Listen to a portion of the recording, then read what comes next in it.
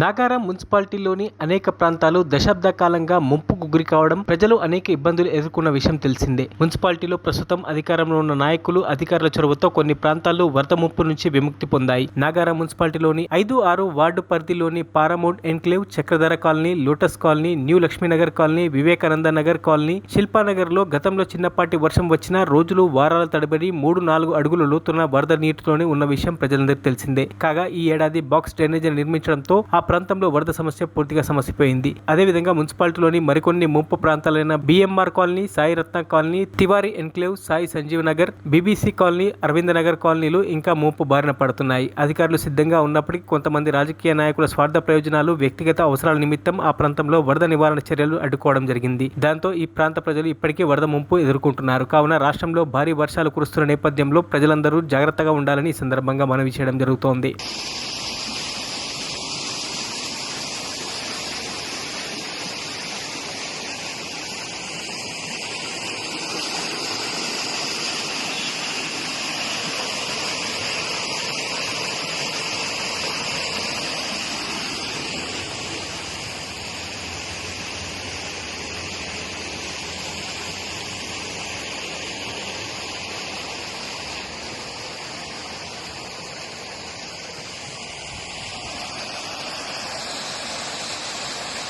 మరిన్ని అప్డేట్స్ కోసం మా ఛానల్ని సబ్స్క్రైబ్ చేయండి.